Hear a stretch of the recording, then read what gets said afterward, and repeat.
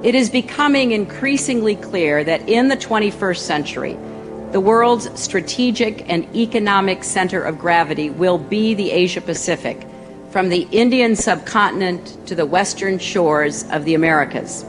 And one of the most important tasks of American statecraft over the next decades will be to lock in a substantially increased investment, diplomatic, economic, strategic, and otherwise, in this region. We're going to talk about 2011 to 2021. This is the last decade in this multi-part series on China's foreign policy. We began the series looking at the first decade, 1949 to 1959. That was the period where the Chinese government was in close alliance with the Soviet Union. The two countries together, along with their socialist allies in Eastern and Central Europe and North Vietnam and North Korea, constituted 2/5 of the world's population. And then that alliance began to fray, and it frayed throughout the 1960s. It broke apart. China was no longer in and perhaps an adversary with the socialist camp. Then the Soviet Union collapses in the Eastern European governments in the late 1980s. The Soviet Union collapses in 1991. We began in our last discussion China's foreign policy under these new world situation, the new world environment, where the U.S. had basically proclaimed itself the unipolar power in the world. It went on the warpath immediately. It began to take down independent anti-colonial governments or governments that had their origin in the anti-colonial project. That included attacks on Iraq, of course, the invasion of Afghanistan. Right before that, the war directed against Yugoslavia in 1999. And then finally, the U.S. is, following the invasion of Iraq, bogged down in the Middle East. Then, in 2011, the Arab Spring begins, a really new moment in politics in the Middle East. It begins as a people's rebellion against the government, the anti-democratic governments in Tunisia. It spreads to Egypt. It leads to this phenomenal events in the middle of Cairo that brings down the Mubarak government. But then on March 19th, 2011, the U.S. uses protests in Libya as a pretext to begin or to launch a NATO war against Libya. Now, 2011, Ken, is a very eventful year. We have the Arab Spring. Then there is, as I mentioned, the NATO attack against Libya.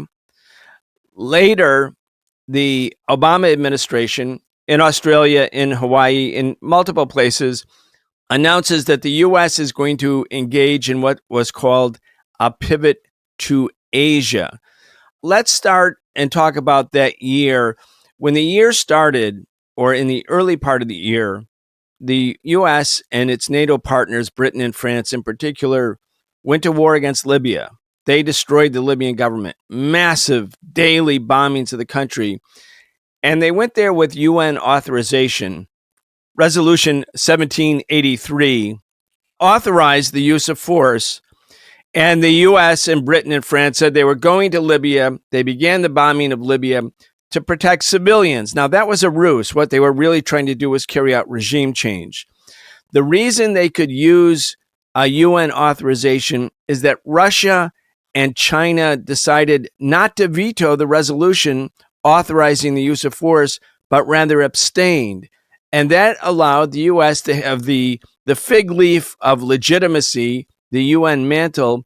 Let's start there because things change dramatically over the next few years. But let's start with the decision by the Chinese government to abstain rather than to veto the bombing of Libya. Well, I think that reflects what had been China's sort of international posture over the previous decade and more, which, as we talked about a little bit last time, this period of of kind of keeping a low profile, being non-confrontational with the Western powers, especially with the United States. This was the era, the first decade of the 21st century, carrying on from, the 1990s, of the Chinese emphasizing these phrases such as peaceful rise, that they wanted to very much present an international attitude of we're not going to rock the boat, we're not going to shake things up, we just want to go about our business in developing our economy and pursuing our own domestic agendas. And of course, fundamental to that was the continuing role that China was playing of being a major exporter in the global economy, becoming increasingly integrated in the global economy, but primarily as an exporter to Western markets and markets in other parts of the world as well. And I think that that whole period under the leadership of Jiang Zemin and then under Hu Jintao was one where China very self-consciously kept this kind of low profile, this kind of turning a kind of inoffensive face towards the international community. As you say, that was just about to change kind of in two different ways. In response to the more aggressive posture which the United States was just about to assume, but also with changes of leadership within China itself, with the election of Xi Jinping and Li Keqiang in 2012 to the leading positions in the party and the government. But that in 2011, that was still in the future. And I think that those kind of abstentions at the United Nations in the Security Council were really, really indicative of this, more low key, this low profile approach that China had been pursuing. In the case of Russia, Putin was not the head of state at that time. The head of state was Medvedev. And Putin decided to run again in the next election after that. And part of at least the scuttlebutt, was that he was angry that the Russian government at that time had also abstained, that he felt it was a geostrategic error outside of morality and ethics and all that, just from a geostrategic premise, that it weakened Russia, it strengthened the United States. Certainly from the point of view of what happened in the Middle East after that, when the U.S. was able to destroy the government of Libya after relentless bombing and then the lynching basically of Muammar Gaddafi, the 70-year-old head of state, in the streets, Hillary Clinton, had that famous video that day. She was smiling, giddy, laughing, and she said, "We came, we saw, he died." That was about a lynching of a head of state. And immediately the U.S. turned its guns, its attention to Syria. And there was a similar uprising going on in Syria against the Ba'athist government led by Bashar al-Assad. And the U.S. felt, I think, the Obama administration, which had been Obama himself had been somewhat hesitant about going to war against NATO. It was really Hillary Clinton and the Washington Post and, the usual suspects in Washington in the military-industrial complex who were demanding a war. He went along finally, but it was so successful that immediately the U.S. turned toward Syria, and Obama's new mantra was, Assad must go, Gaddafi must go. Earlier, Saddam Hussein had to go, and he was executed. Gaddafi executed in the streets. Now Assad must go. So it created this amazing momentum for additional imperialist intervention in the Middle East. Do you think that the Chinese were alarmed? I know that in Russia, the foreign policy grouping was alarmed. Putin came back into power. He won the election for presidency. And in 2013, moved decisively to intervene militarily to prevent the overthrow of another government similar to the Libyan government. And that turned out to be decisive. But do you think it had an impact on the foreign policy calculations of the Chinese that the Americans were so aggressive and that abstaining or appeasing American imperialism was having perhaps the opposite impact?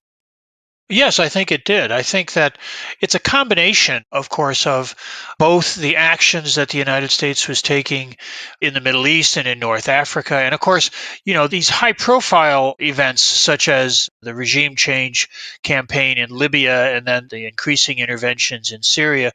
Those are kind of the headline grabbers. But of course, American forces have been operative in West Africa, in places like Mali, down, of course, continuing in Somalia and elsewhere in Africa and other parts of the world as well. That American interventionism under the Obama administration was, oddly enough, actually on the rise. And I think that in tandem with then the things like the announcements of the pivot to Asia, that seemed to be in some ways a statement that, well, we've kind of got the situation in the Middle East under control. We've kind of got this situation with the challenge of Islamic fundamentalism under control. So now we're going to start turning our attention to China. And I think that the foreign policy formulators in China heard that loud and clear and understood that the Obama administration certainly felt that they were on a roll, they were gaining control over the situation, and that, China was going to be next to sort of be brought in line. And I think that the realization of that contributes directly to the kind of reorientation of China's self presentation, if nothing else, that comes along with the ascendancy of Xi Jinping. The next year, after the events of 2011, the Philippines, this was before Duterte, the Philippines, under really the direction, the guidance of the Obama administration, the U.S. State Department, at that time led by Secretary of State Hillary Clinton, files a claim against the People's Republic of China over its claimed territorial sovereignty in the South and East China Sea and marine rights. And they filed this claim not in an Asian court, but in The Hague. Talk about that. And I believe that must have been a real shocker for China, especially given the fact that this international tribunal ruled against China in the Netherlands about whether China had sovereignty in the South and East China Sea. Well, that whole case, of course, was a fascinating exercise because China's not a member of that body. It has never acknowledged the legitimacy of that legal authority. So for the Philippines to, bring litigation in that context, was clearly a move in which it was kind of a slap in the face to China to begin with. And the idea, yes, that a court based in Europe, one which, of course, the United States itself also does not recognize the authority of, although it counseled, as you say, the Philippines in initiating this effort. This was clearly pretty much a public relations exercise to try to get a ruling that would bolster the position of the Philippines. And of course, that's, the court, the panel ruled that the Chinese claims had no legitimate basis, no grounds. And that has become a reference point. You see that decision cited quite regularly in every discussion of the South China Sea that takes place now. Of course, the issue in the South China Sea, interestingly enough, is not one that was actually initiated by the government of the People's Republic. The claims, the territorial claims that China has in the South China Sea predate the establishment of the People's Republic. They go back to the period of the Republic and in some ways even earlier than that. But both the government of the People's Republic of China and the local authorities in Taiwan maintain these claims. The idea somehow that this is associated solely with China's expansionism in the present moment is just not grounded in reality. The control over these islands, the use of these islands by Chinese merchants and by Chinese navigators goes back many centuries, but the claims to them in terms of modern legal standing go back well into the earlier part of the 20th century. So the Philippines have navigated a kind of tortuous route in their relation with China, sometimes tacking towards China, sometimes tacking towards the United States, trying to sort of, maximize their own positions, but increasingly recognizing the sort of realities, I don't know if you say on the ground, but in the region that really reflect the relative positions within the South China Sea. It's ironic, too, when you think about it, Ken, that the U.S. is helping the Philippines file claims at the International Criminal Court in The Hague, in the Netherlands, not in Asia, to defend Philippine sovereignty over these areas. When the United States invaded the Philippines in 1899, I mean, that was the first real pivot to Asia. Very, very bad for the Filipinos. 1 million Filipinos died. Aguinaldo was taken prisoner, died, murdered. The assertions and claims of independence for the Filipino people snuffed out. The Philippines made into a colony by the United States and only formally becoming independent after World War II in 1946. And here you have the Obama administration with a straight face telling China, look, we're standing with the Philippines in defense of its sovereignty over its territories, which, by the way, just happen to be the islands in the area, the maritime areas that you, China, have asserted historic rights to. And the court in the Netherlands ruled, quote, although Chinese navigators and fishermen, as well as those of other states, had historically made use of the islands in the South China Sea, there was no evidence that China had historically exercised exclusive control over the waters or their resources. You have the Europeans and the Americans who have pivoted to China and to Vietnam and to Asia writ large in such a colossally devastating way, colonizing, invading, killing, murdering, robbing the peoples of Asia, and then to become the great sort of podium at which the great mantra about the rules of sovereignty and the rule of law is dictated. I mean, it's hard to beat in terms of a double standard. Well, it reflects, of course, we're hearing echoes of this a lot right now with all this rhetoric about an international rules based order and all these accusations by American diplomats, Secretary of State Blinken and others, that China is somehow challenging the international rules based order, when in fact it's a rules based order that's been entirely made up by the West, by the United States most preeminently since World War II. And so, what China's actually being accused of is, not playing by our rules, by the American rules. There's a high degree of irony involved in all of that. You mentioned just a moment ago talking about the region around the South China Sea.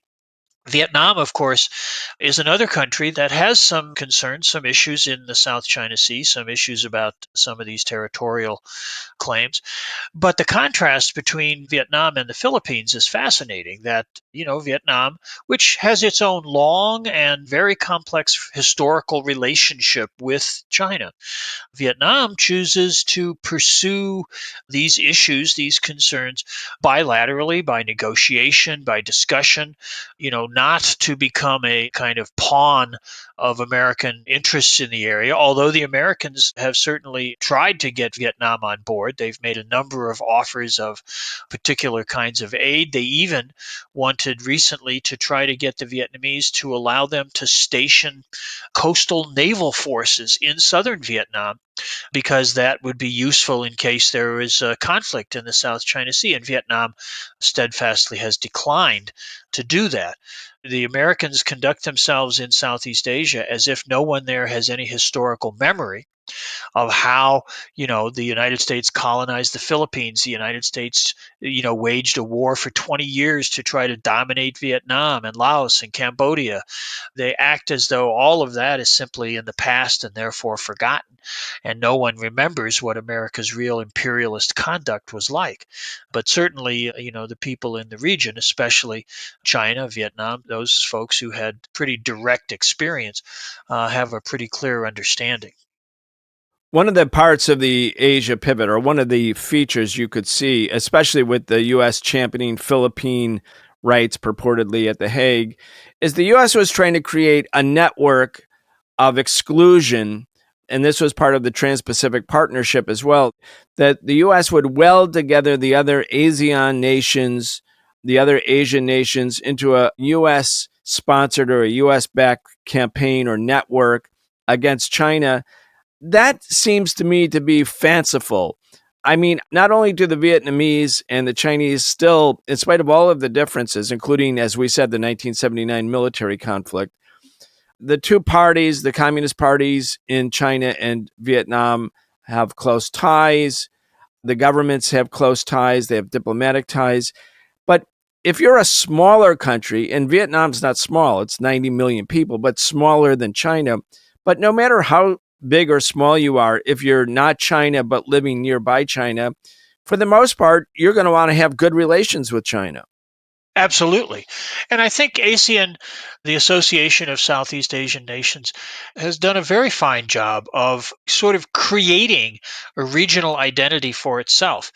Back after World War II, in the period where decolonization struggles were underway in the Netherlands, East Indies, in British Malaya, in French Indochina, the United States tried to replicate the NATO, the North Atlantic Treaty Organization system. And they actually went in and sort of created what they called SEATO, the Southeast Asia Treaty Organization, I guess it was, with an effort to make that into an anti-communist front that would facilitate American dominance in the region. As the French, the British, and the Dutch departed, the Americans, even though granting formal independence to the Philippines, they nonetheless maintained a major military presence in the Philippines. And they wanted to become, sort of the regional hegemon. But SEATO faded away after the United States rather ignominiously was forced to withdraw from Indochina. And the countries of Southeast Asia, although they certainly have their differences, they have different systems, they have different traditions, they have different interests, have managed to create this association, which interestingly enough has been internally sort of self-critical. The ASEAN is dealing with its relationship, for example, with Myanmar right now. They were critical of the situation, the relationship between Vietnam and Cambodia for a while. So it isn't as though they're just a sort of big group hug. They're a very sophisticated set of countries. And ASEAN as a whole has taken a very, very positive stand towards China. They're participating in regional trade agreements. And I think that the American attempts to manufacture a geopolitical crisis in the South China Sea is getting a lot of traction in places like Australia, but not really much in the region itself. The people who surround the South China Sea are interested in having it be a realm of peace rather than a realm of conflict, which is the objective of the United States. Ken, I want to go a little bit to the actual announcement, the shift in U.S. policy that is known as the Asia pivot or the American pivot to Asia. I'm looking at Brookings Institute. Brookings, of course, a leading Washington ruling class think tank. It's a picture of President Obama standing next to the Chinese leadership in India and Japan and Russia at what was the East Asia Summit, Indonesia 2011. And this article is written on December 21st, 2011. I'm going to read a couple of sentences and then I want to talk to you about the Asia pivot and what Obama meant then and what, before we talk about how it's evolved or devolved. Here it goes. The sudden death of North Korean leader Kim Jong-il, again, this is 2011, drives home the importance of being able to work not only with U.S. allies, but with China in managing Asia's key threats. This is what makes striking the right balance in America's overall strategy towards Asia so vital. Okay, that sounds not that aggressive. Next paragraph. The Obama administration's overall posture towards Asia has in fact evolved considerably over the course of the past couple of years. President Obama laid out the results in fullest form last month as he traveled to Honolulu, Australia, and Indonesia for a series of major meetings. The message of this remarkable trip warrants careful examination as it articulated an integrated diplomatic, military, and economic strategy that stretches from the Indian subcontinent through Northeast Asia, and one that can profoundly shape the U.S.-China relationship. The core message, America is going to play a leadership role in Asia for decades to come. Now, that sounds so benign.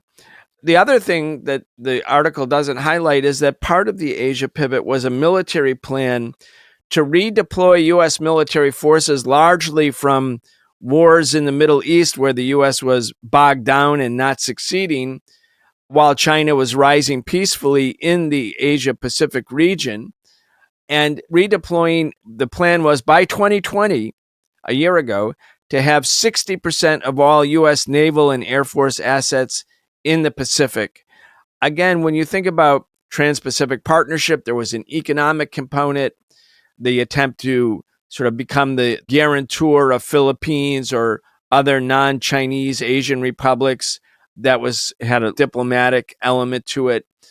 But at the bottom of all of it, when you redeploy 60% of your Air Force and Navy, or have 60% of it deployed into the Pacific, at a time when the United States is not at war. It's not at war in Vietnam, not at war in Korea, not at war with China. The Chinese must have, in a hard-headed sort of way, looked at this, perceived of this as something other than benign. Absolutely. I think that the military foundation of the pivot is really the key to it. Diplomatic talk and, let's facilitate some trade, that's all very nice. But what you're really talking about is ramping up the military presence of the United States in a ring, really, to the extent that they can, leaving out, of course, the Russian border, but surrounding China, confronting China as much as possible with American military force. And this came in tandem, not only the announcement of the pivot to Asia, but Secretary of State Hillary Clinton had also published some articles in foreign policy journals talking about sort of the necessity to launch another American century, another period of American dominance in the world. And I think that gets down to the real bottom line here, which is this idea that for a while the United States felt like maybe it was going to be this, unipolar sole superpower in the years after the fall of the Soviet Union, after the end of the Cold War. But then there were the challenges that came from the Middle East and from the war in Iraq and everything that stemmed from that. But then by the time of the Obama administration, the American elites, as we were talking about earlier, kind of began to feel like, well, maybe they had that under control. And as they then turn their attention back to China, this is when they began to feel like, well, wait, China's becoming this major economic power. They're having greater political influence in the region. They're developing their military capabilities, but they're not turning into a liberal bourgeois democracy. There's no color revolution. There's no regime change there. We thought that they were going to become our happy little junior partners in a global order that the United States could dominate. And I think that American policymaking elites began to really kind of wake up to that their dream of China becoming just like us wasn't going to happen and was never really on the Chinese agenda at all. And so you get this new assertiveness, this new aggressiveness, whether it's the rather remarkable declaration that we're going to have another century of American domination. I mean, how the chutzpah involved in that is just astonishing. But the much more pragmatic or the much more effective message of we're going to deploy 60% of our military force with the pretty obvious objective of containing China. Sure, the Chinese leadership looked at that and saw a new containment policy, a new version of George Kennan's old line about the Soviet Union, now focused on the People's Republic. And nothing since then, nothing since 2011, nothing in the last 10 years has been anything other than a continued assertion and indeed an extension, an enhancement, a buildup of that confrontational containment type policy towards China. But the military redeployment and all these war game scenarios and all these reconfigurations of the kinds of forces that are going to be deployed, all of that has been oriented towards the possibility, if not from certain elite perspectives, the desirability of military confrontation with China. I'm looking at the magazine Defense One. It's one of these multiple industry, military industrial complex industry magazines, very popular with the big war contractors and, of course, a voice of the Pentagon. The headline of this article, which was written a year ago, but it's like, here we are, that was 9 years after the announced pivot to Asia, or about really almost 8 years, because Hillary Clinton had been announcing it a little bit, but then Obama put the final official announcement in December 2011. Here's the article. The U.S. wants to intimidate China with hypersonics, once it solves the physics. This is the headline. The U.S. is pressing ahead with new missiles, but questions remain about engineering tactics and even geopolitics. A small set of uninhabited Pacific islands very close to China may be the destination of some of America's most sophisticated and controversial future weapons, hypersonic missiles that remain nimble even at 5 times the speed of sound, meaning these missiles that can, carry a nuclear payload or a conventional payload are moving that fast. On Friday, U.S. Army Secretary Ryan McCarthy said the still in development weapons would likely change the future of war. Speaking at Brookings Institute, McCarthy said hypersonics would be a new kind of multi-domain task force that the Army was rolling out. These highly mobile units will be deployed to attack enemies at long ranges with electronic warfare, cyber attacks, and long-range munitions such as hypersonic missiles. And then he said the new units can be or will be deployed to what he calls the Senkaku or other nearby island chains. What they're saying, Ken, is the Pentagon is planning a confrontation with China at these islands, some of these disputed islands. The U.S. wants to put in these hypersonic missiles that travel 5 times the speed of sound. That would mean that China would have to be on constant alert, because that means those weapons could hit their targets literally within, if not seconds, certainly minutes. That was partly the strategy that the Reagan White House and the Pentagon pursued in the early 1980s when it ringed the Soviet Union with intermediate and short-range tactical nuclear weapons that had a flight time of 6 minutes to their target. And the U.S. targeted every Soviet political office in the whole country with these nuclear missiles. And so the Soviet Union became very alarmed. The Soviet Union felt, especially in the early years of the Reagan administration, that they had to prepare for war. They had to divert lots of resources away from other industries and away from consumer products to get ready. It created immense tension. And then Reagan could say later to Gorbachev, hey, let's relax things. You give us Eastern Europe and, we'll integrate you into the world economy and we can, limit the level of tension. It had a profound impact on Soviet thinking. The other part of this that I think, if this all sounds crazy to people, the U.S. nuclear war strategy, and the U.S. is modernizing to the tune of about $2 to $3 trillion its nuclear weapons capability to use nuclear weapons that are more usable, meaning more mobile, maybe have adjustable yields, something that could be used in battlefield situations. The U.S. is modernizing its nuclear weapons systems, but the U.S. nuclear weapons program was always premised on the first strike, not first use, but first strike, meaning the goal of the U.S. nuclear planners, contrary to everything that we're told in the public, was to strike the enemy first with nuclear weapons, and then the rest of the nuclear weapon or missile defense shield capability would be able to mop up and capture or catch or mitigate a retaliatory strike from the enemy. It was always an aggressive first strike policy. And the calculation in this weird, bizarre, Dr. Strangelove-like thinking, which is actually U.S. military doctrine, the official doctrine, is that if the U.S. were to engage earlier the Soviets or today China in a real fierce military battle close to their countries, the U.S. would have the first strike capability such that the Chinese wouldn't play chicken. In other words, that the U.S. would be able to limit the conflict to the regional area where these new weapon systems would be deployed, betting that China wouldn't take the step up the escalation ladder such that it would risk having thermonuclear war with the United States when the U.S. is fully prepared for such an event. Now, that all seems crazy, But actually, that's how the Pentagon is thinking right now. Yeah, it's not a reassuring moment. There's been so much talk just in the last few months around the situation with Taiwan.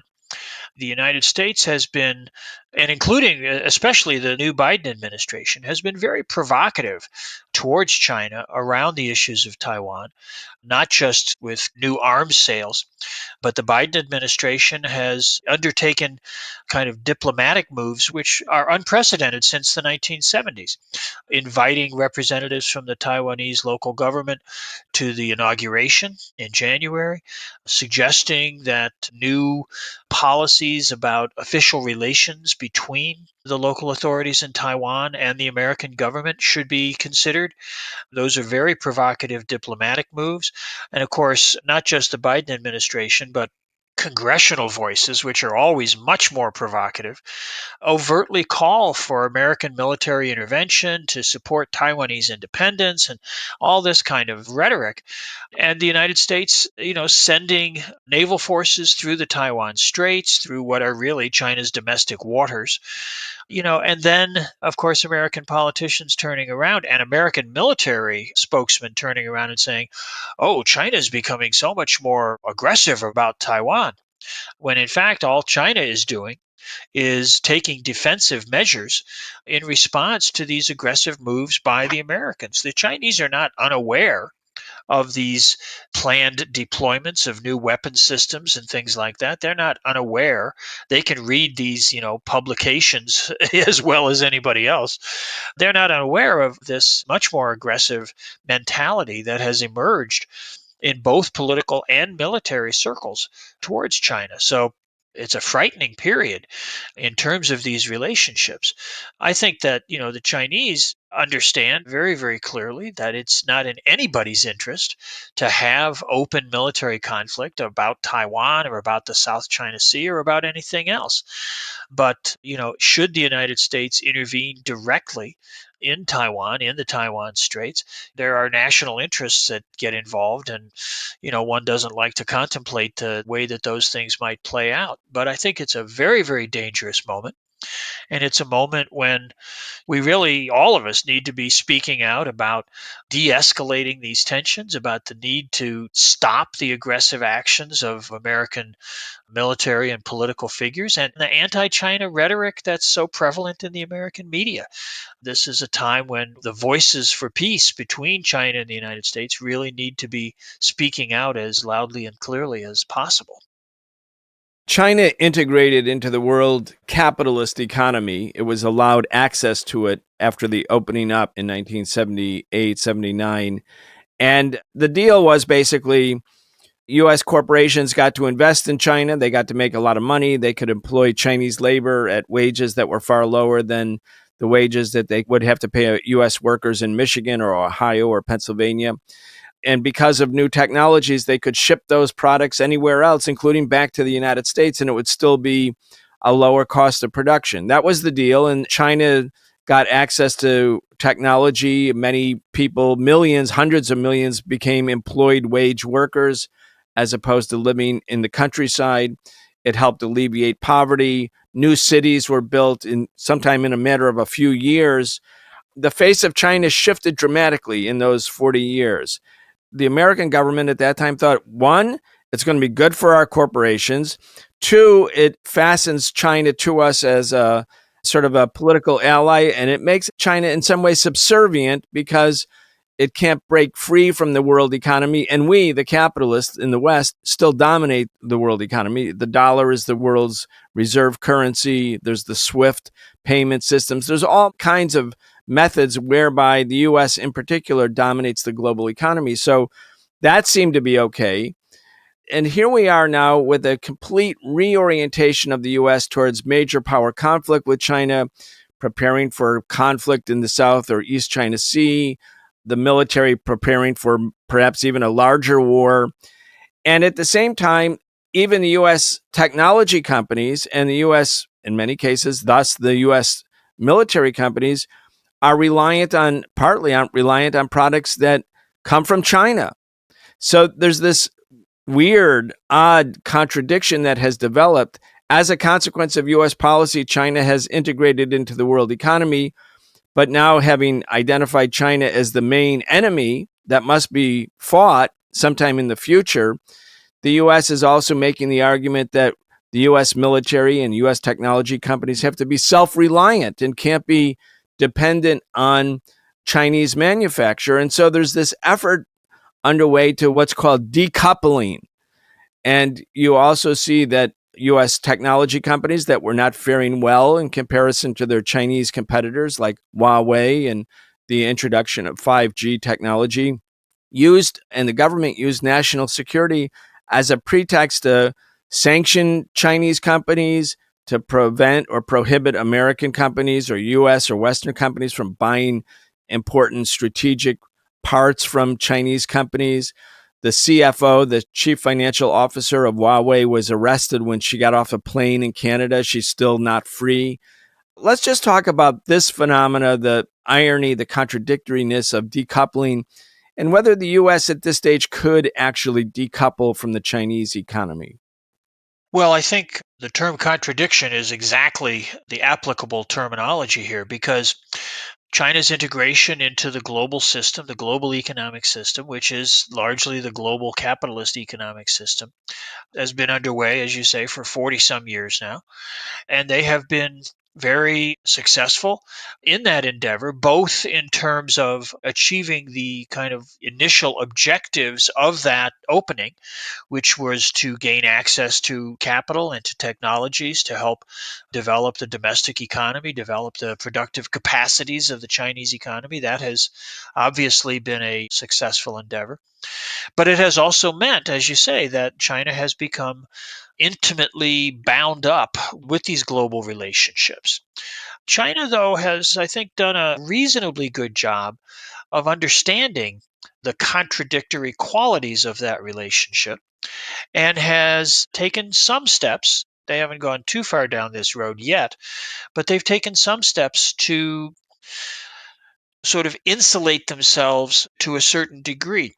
They have been making moves towards having the domestic currency, the renminbi, be more internationally utilized, be more, traded not as a speculative commodity in the international monetary markets, but as a medium of international settlement of payments. They've also, of course, been developing alternative financial structures, the Asian Development Bank that is centered in Asia, not as a subordinate of the Western, like the World Bank and the IMF and all that, but new instruments for financial arrangements, largely in conjunction with the Belt and Road Initiative. So they've taken some measures to kind of create at least incipient forms of autonomy. But there's no question that the Chinese and American economies and the Chinese and European economies are highly integrated with one another and certainly remain, I suppose one would say, vulnerable to developments on both sides. It should never be forgotten that China holds trillions of dollars in U.S. government debt. China is the biggest purchaser of treasury bonds and other kinds of debt obligations from the United States. Now, obviously, they can't just at one turn dump those back into the market. That would be devastating for China as well as for the United States. But it's an indicator of the degree to which these economic systems have become interdependent. And so, the whole confrontational, aggressive posture that the United States has assumed towards China is in some ways self defeating. What would happen to American consumers if there was a serious rupture in the relationship between China and the United States? What would happen to American corporations that have investments in China, that have great productive facilities in China? What would happen if China began to reduce its investment? And in fact, it has been reducing its investment because of this more aggressive posture by the American government, its direct investments in American businesses. These are very, very complex relationships. And in many ways, to some extent at least, the problem is that American policy sometimes gets caught up in the rhetorical posturing of politicians from both parties kind of competing with one another to see who's toughest, who's going to take the hardest line towards China. And that, unfortunately, can find its manifestation in actual behavior and actual policy formulation.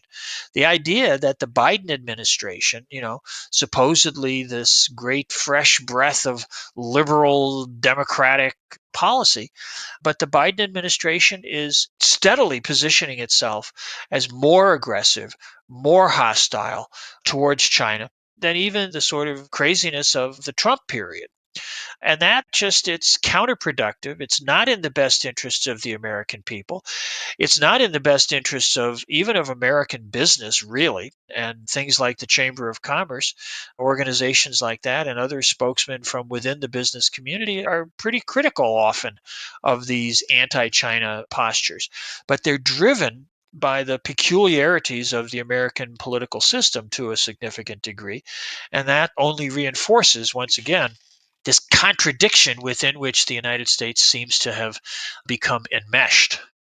Right. As Chairman Mao said, politics is in command. I mean, it's against the economic interests of American capitalists to go down this road. The deal with China has been quite good for American capital, and they're dependent on it. And yet the politics of the Cold War or major power conflict, that's in command. It is indeed. And of course, we know that the interests of, what President Eisenhower called the military industrial complex can be quite compelling.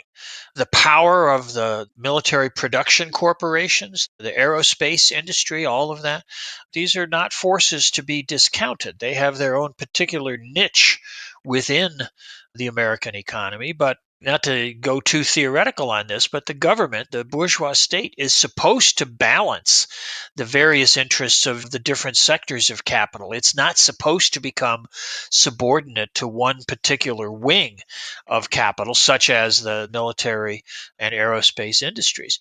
But unfortunately, they have a perhaps disproportionate influence in Washington, both in Congress and within the executive branch. So it's a troubling time, to say the least, in terms of America's relationship with China. And it's one which for the Chinese is quite challenging. And you can see that in the frustration that has been articulated recently by prominent Chinese diplomats, especially in that recent farcical meeting in Alaska, where, Secretary of State Blinken tried to sort of wag his finger and lecture the Chinese once again about how they need to get with the program, meaning the American program. And the Chinese, were finally sort of reached the point where they were like, what are you talking about? You can't be serious about this anymore. This is not the way that sovereign states respect and deal with each other. But the American political mentality is so strongly shaped by these particular interests that it makes for a very challenging time for the Chinese as they're trying to navigate their way through this new era. Indeed. And the other irony is that in the first Cold War, the Cold War with the Soviet Union, the Soviets were, not integrated into the world economy. It was against the law to sell even one computer to the Soviet Union. And the Jackson-Varnick Amendment in 1974 in the U.S. Congress made that official. That was the law of the land. People would go to jail if you gave the Soviet Union anything. The Soviet Union was the most sanctioned country in the world. It developed a self-reliant economy, or an economy that was self-reliant within the zone of the socialist bloc, a second world economy, a second kind of globalization, so to speak. But in the case of China, having been fully integrated into the world economy, and partly as a measure against the Soviet Union and the socialist bloc when it was first undertaken in 1978, 79, the tremendous irony, I mean, we've talked about irony in this series, but historical ironies are plentiful, or you might call it dialectics, the unity of opposites in the opposite within itself.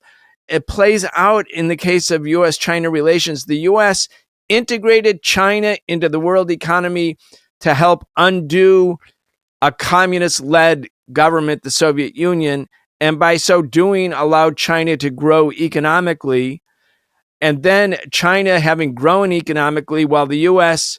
taking all of its unipolar power and wasting it, squandering it, by going to war after war after war, invading Afghanistan, invading Iraq, bombing Libya, getting hunkered down in a war in Syria. This arrogance and hubris of imperialism, the dialectic comes roaring back, and the same economy that was integrated as part of a U.S. anti-socialist bloc tactic is now strong enough that the U.S. feels, oh, we must destroy it. And so how will we destroy it? The same way we deal with every other issue, by ramping up the military budget, by trying to have a full spectrum dominant strategy reliant first and foremost on the military. And meanwhile, China's priorities are things like the Belt and Road Initiative, not building military bases in 800 places in 130 countries, but emphasizing how to build investment and economic integration with other countries. And it's becoming more popular. Again, you would think in each and every case, the U.S. is doing something that doesn't make sense, doesn't even make sense from the point of view of imperialism. But imperialism, or American imperialism under the domination of the Pentagon, under the domination of the military-industrial complex, does these irrational things and is addicted to them because it's addicted to war. Anyway, Ken, in our last couple minutes, I actually want to talk and help our audience understand this difference, the difference between a U.S. foreign policy, which is based on getting maximum profits everywhere where the U.S. corporations and banks set up shop, and subjugating other countries to U.S. neocolonial domination, or if they don't, they sanction them. And you counterpose that to what China's foreign policy when it comes to economic issues as the centerpiece. And the Belt and Road Initiative was actually incorporated into the Chinese constitution in 2017, meaning it's an inviolable principle right now of Chinese policy towards the rest of the world.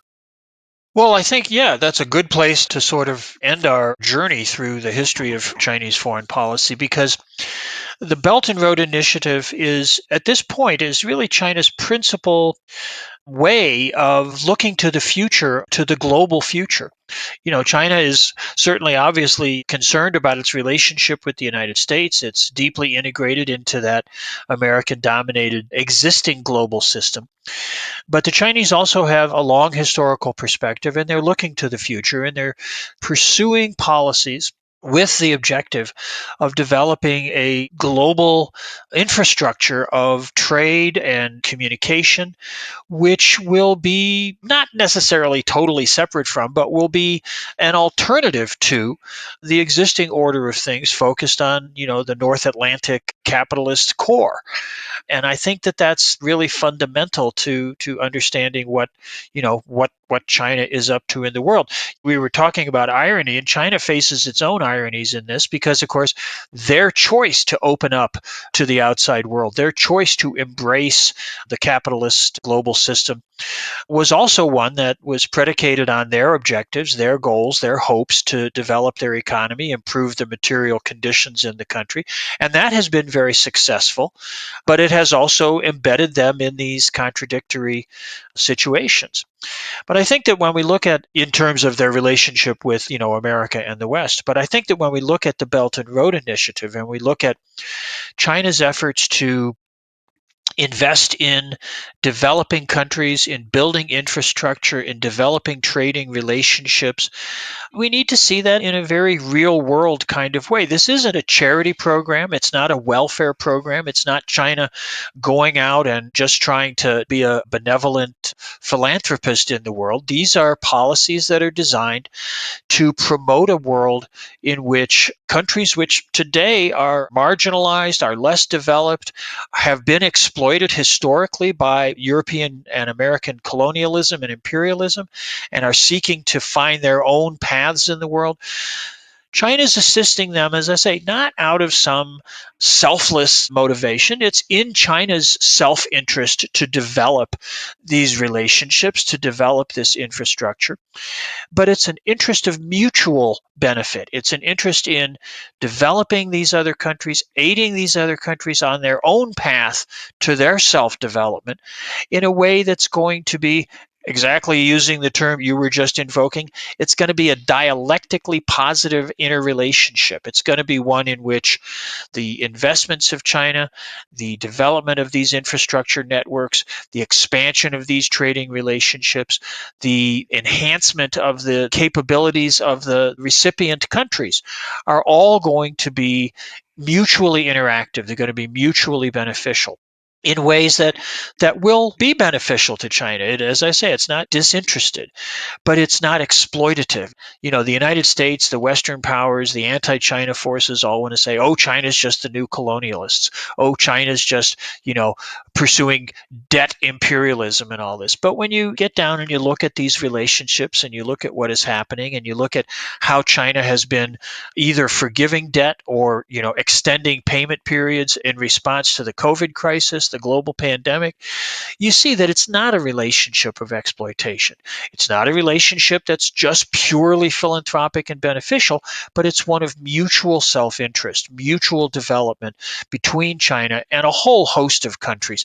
Not only, developing countries like Myanmar or Bangladesh, but even, Italy, Serbia, countries in Europe that are trying to take advantage of this opportunity. So, I think that the situation right now is one in which, China finds itself in a number of complex relationships between itself and the West, between itself and the developing world, and it's trying to navigate a path that will allow it to, as Xi Jinping likes to say, to achieve its initial objectives of socialist development, but which will also allow it to find a viable way of surviving in the world, even in the face of these aggressive postures by Western and especially American imperialism. I want to ask one final question. I mean, you're right. I mean, Italy now, which is part of the G7, a leading economy in Europe, is now a partner in the development of the Belt and Road. The Belt and Road has a land route and a maritime route, and it's the creation of these integrated trade routes, the building of infrastructure, massive infrastructure. In fact, the estimates are that Asia's infrastructure development needs are in the range of $1 trillion US dollars per year over the next 15 to 20 years. So we're talking about a massive sort of shift in the center of economic gravity, continuing to shift away from the West, away from simply the capitalist industrialized West, where capitalism or advanced capitalism took root in the 16th, 17th, 18th century. It's moving east and it's moving south. And China is the locomotive for that through the Belt and Road Initiative. This was an initiative of Xi Jinping when he became the leader of the People's Republic of China in 2013. His leadership in particular, Ken, has been the target of U.S. anti-China propaganda. Xi Jinping is routinely referred to as an autocrat. He is now the bad guy. He's being talked about in a way far different than the Chinese leaders who preceded him following the death of Mao Zedong in the mid-1970s. And of course, inside of China, Xi Jinping has been the champion of a very large-scale anti-corruption campaign. I think thousands, perhaps tens of thousands or even more officials have been replaced because they were involved in corruption, also associated with the development of a market economy or the integration of China into the world economy. Xi Jinping is emphasizing Marxism and Maoism and Chinese history and the legacy of the Chinese Revolution. I mean, the emphasis is about China's historic struggle in the direction of socialism. The propaganda or the agitational emphasis of the Chinese government and its emphasis in education has shifted under Xi Jinping. From your point of view, and recognizing that the Belt and Road Initiative and China's more assertive position in world politics has taken place in these last 8 years since Xi Jinping became the leader of China, how critically important is his leadership? And if he were to go, which eventually he will go, will there be a continuity? Of course, we can see in China, as we can see in other countries, especially emerging and developing countries, that when one leadership group leaves, the struggle, the transition is frequently a point of contention. Anyway, it's really a matter of the institutionalization of the power of the Communist Party and of institutions like Belt and Road. Let's just talk in our final minutes, your own projections as someone who has been in China, who is a scholar on China, who is fluent in the language. What's your own projections? Well, I think that it's certainly true that Xi Jinping, the era of Xi Jinping since 2012, has seen the sort of re-emergence of the emphasis on Marxism, on socialism, on completing the original mission of the revolution. It has seen China adopt a more, what I like to call a kind of no-nonsense policy in its relationship, particularly with the United States. That period that we talked about at the beginning today of kind of keeping a low profile, emphasizing the peaceful rise, emphasizing these, we're not going to rock the boat kinds of positions, that has come to an end. And China has achieved a sufficient degree of success in its reform programs, in its economic development. They feel stronger, they feel confident, and they feel that, pardon my French here, but they don't have to take a lot of crap from the West anymore. And I think that that's been a clear change and a clear transition. But I don't think that that reflects any kind of a rupture in terms of the Chinese project. I think that Jiang Zemin, Hu Jintao, who kept that sort of low-profile approach, did so in a very self-conscious way. That had been, after all, Deng Xiaoping's advice was to sort of don't push it, don't show off, But that age has passed. The necessity for that posture has passed. We Chinese are the people who uphold justice and are not intimidated by threats of force. As a nation, we have a strong sense of pride and confidence. We have never bullied, oppressed, or subjugated the people of any other country. And we never will.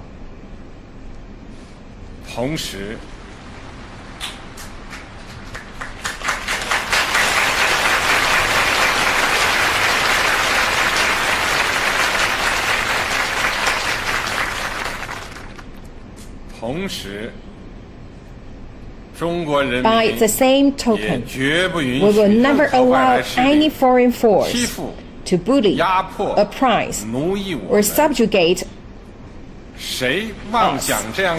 Anyone who would attempt to do so will find themselves on a collision course with a great wall of steel forged by over 1.4 billion Chinese people.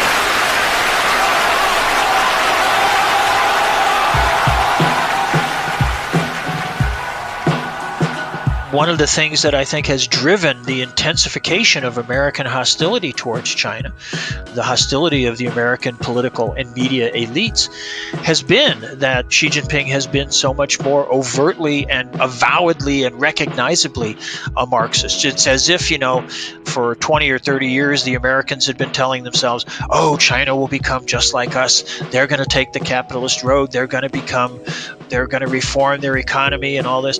And then along comes Xi Jinping, and suddenly they're shocked, and they're like, holy cow, this guy's actually a communist. Marxism is the fundamental guiding ideology upon which our party and country are founded. It is the very soul of our party and the banner which it strives.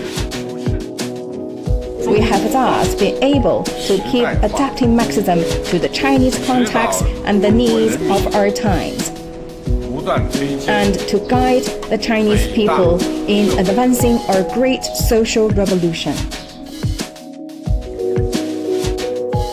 My sense is that Xi Jinping is simply the latest expression, the newest expression of this, but that the social forces that he represents, the nature of the Communist Party, the leadership role that the Communist Party plays in the country, that's a fixture. That's going to be continuous.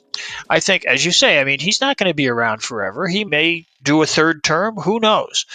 The constitutional revisions that were made allow for that, and it may be that they feel that personal continuity is critical at this very, very difficult period for China. That's up to the Chinese. That's something about which, I think it's not incumbent upon us to tell the Chinese what to do. But at some point, Xi Jinping will fade from the scene and other leaders will emerge. And I suspect that they will continue to try to seek the best ways for China to move forward, both with its project of trying to build socialism at home and with its role in the wider world.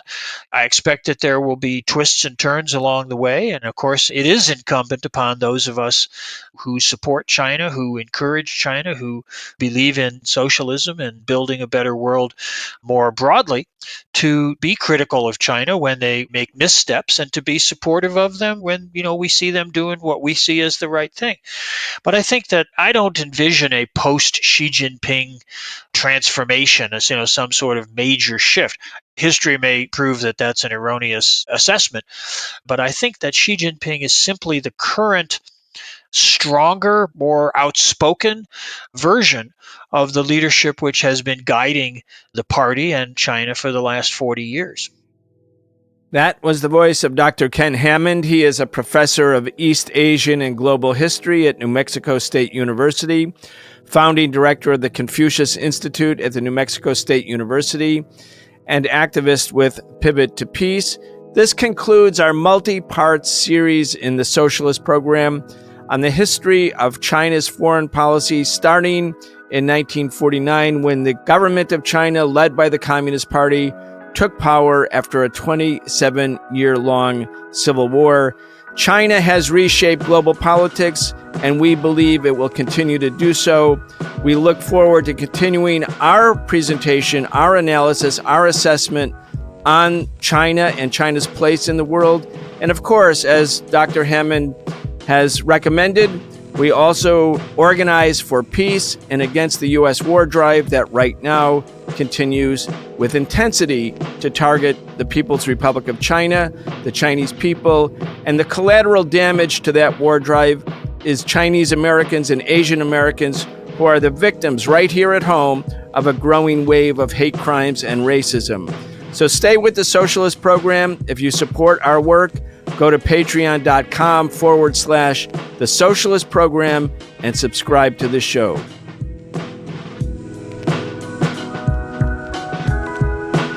You've been listening to The Socialist Program with Brian Becker, where we bring you news and views about the world for those who want to change it. If you enjoyed the show, subscribe on your favorite podcast app and follow us on Facebook, Twitter, and Instagram. We can only continue our work bringing you high-quality news, analysis, and history with the support of our listeners. Connect with us and become a patron at patreon.com/The Socialist Program and receive an invitation to participate in an exclusive monthly seminar with Brian Becker.